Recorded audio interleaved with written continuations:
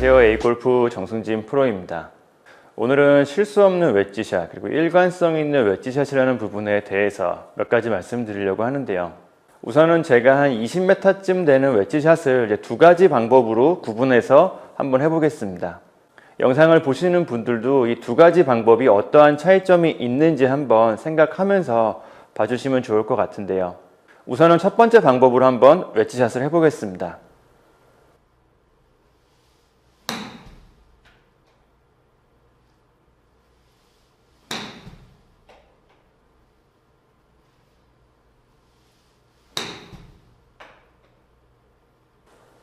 그리고 다음으로 이제 두 번째 방법으로 웨지샷을 해보겠습니다.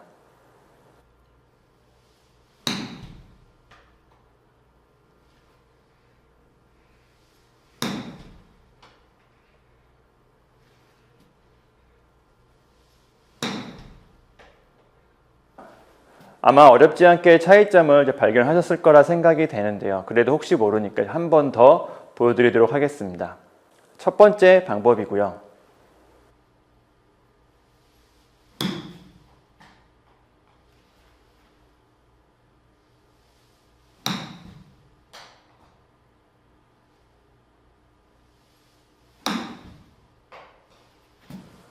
그리고 두 번째 방법입니다.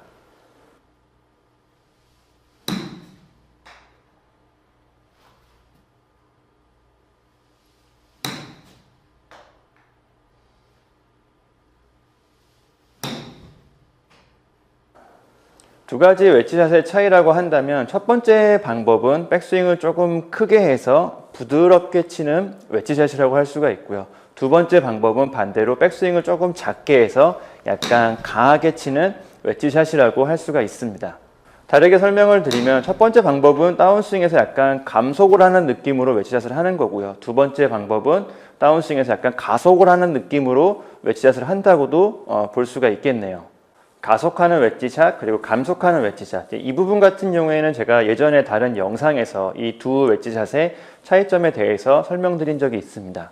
그린의 경사나 넷볼이 놓여진 위치, 내가 치고자 하는 웨지샷, 이런 여러 가지 것들을 이제 고려해서 감속하는 웨지샷이나 가속하는 웨지샷을 상황에 맞게 적절하게 선택해서 하는 게 좋다고 제가 영상으로 한번 말씀드린 적이 있는데요.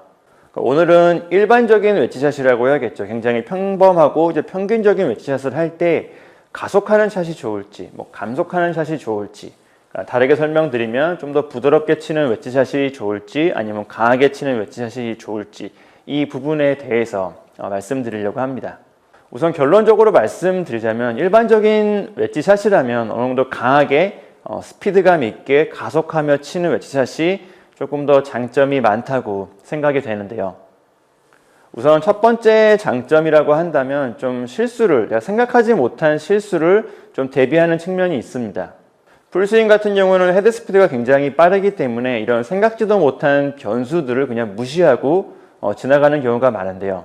생각지도 못한 변수라고 한다면 잔디의 저항이라고 해야겠죠. 풀이 굉장히 길어서 이런 잔디의 저항이 좀 강하다거나, 아니면 땅 밑에, 잔디 밑에 숨어있는 잔디의 뿌리들이나 조그만한 돌멩이, 이런 나뭇가지들, 이런 여러 가지 생각지도 못한 변수들이 샷할 때마다 생길 수가 있는데요. 앞에서 말씀드린 것처럼 풀스윙 같은 경우에는 헤드 스피드가 빠르니까 이런 변수들을 그냥 무시하고 지나가는 경우가 많죠. 웨지샷도 비슷한 맥락에서 생각하시면 약간 강하게 가속을 하면서 웨지샷을 하는 게 이런 생각지도 못한 변수들로 인한 실수를 최소한으로 줄일 수가 있습니다. 그리고 같은 의미에서 제가 예전에 그린 주변 샷이나 퍼팅 같은 경우에는 어느 정도 그립을 단단하게 잡으라고 말씀드린 적도 있는데요. 이 부분도 이런 부분과 굉장히 비슷하다고 생각이 됩니다. 그리고 강하게 치는 웨지샷의 두 번째 장점이라고 한다면 좀 더 정확한 임팩트를 기대할 수가 있습니다. 많은 아마추어 분들이 그린 주변에서 웨지샷을 하실 때 공을 띄워야겠다는 욕심, 그리고 거리 조절을 해야겠다는 마음이 앞서서 임팩트 순간에 손목을 많이 쓰면서 치는 모습을 볼 수가 있습니다. 웨지샷 임팩트에서 손목을 많이 쓰게 되면 뒷땅이나 탑핑 같은 이런 치명적인 실수로 연결될 수가 있기 때문에 아주 특수한 경우를 제외하고는 임팩트 순간에 볼과 그립이 양손 그립이 같은 선상에 있거나 양손 그립이 공보다는 좀 더 앞에 있는 상태로 맞아야지만 정확한 임팩트를 할 수가 있는데요. 그러니까 이런 측면에서 좀 강하게 치는 웨지샷, 좀 스피드감 있게 가속을 하면서 치는 웨지샷이 손이 먼저 움직여서 앞서 말씀드린 그런 정확한 임팩트를 기대할 수 있는 효과가 있기 때문에 이런 부분도 장점이 된다고 볼 수가 있는 거죠.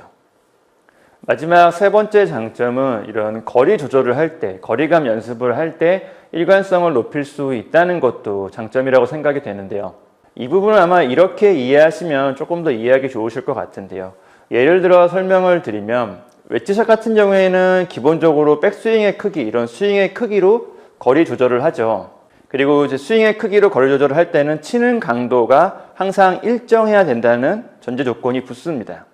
그런데 만약 50%나 60% 정도의 강도로 웨지샷을 한다면, 그러니까 부드럽게 치는 웨지샷이라고 해야겠죠. 이런 50%나 60%의 강도는 뭐 공이 놓여 있는 상태나 뭐 그날 나의 컨디션, 이런 여러 가지 외부 요인들 때문에 좀 변할 수 있는 위험성이 있거든요.